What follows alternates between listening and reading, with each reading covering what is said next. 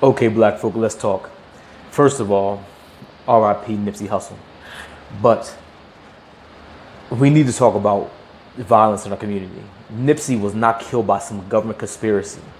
And when we start doing that, when we start taking the responsibility out of our hands, when we start, putting this at the lap of the government, when we start putting this at the feet of government agents, we shut down the conversation. We dismiss the real problems in our community, and we make it harder for us to have a conversation about healing.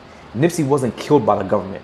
I saw a clip with Tariq Nasheed talking about this was a precision hit, and that's why he believes it was government actors or agents. And this is reckless. It's foolish. Nipsey was hit 6 times, right? And then he had 2 other people with him who were shot but weren't killed. If the government was trying to put an assassination attempt, right, a hit out on Nipsey Hussle, they could do a far better job than that. They wouldn't leave 2 witnesses alive in broad daylight. And then on top of that, he owned a clothing store in Hyde Park, right, next to Van Nuys.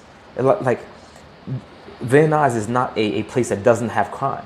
Just in the past few months alone, or since January 1st, you have 226 reported violent crimes. You have close to 40-some shootings. You have over 6 homicides in that area. And now you want to say this particular homicide was the government. Forget the whole of LA and the fact that he has a past, he has a public platform, and people who are jealous of him.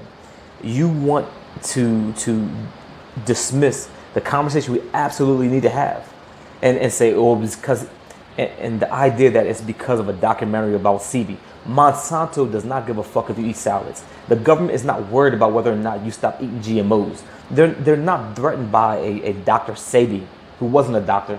I've talked about him far too much, and I'm not going to bring up his bullshit right now. But they're not this. He wasn't a threat to the government.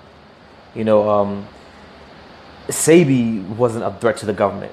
The same black folks who believe that the government is, crop dusting and chemtrails and poison in water, somehow believes that Sebi was a threat. Alkaline electric foods was a threat. It's nonsense. We need to have a conversation about the trauma in our community and about healing that trauma in our community and stopping the violence. Again, RIP Nipsey Hussle. We need to have these conversations, and I need to go to bed, y'all. All right, I love you. Good night.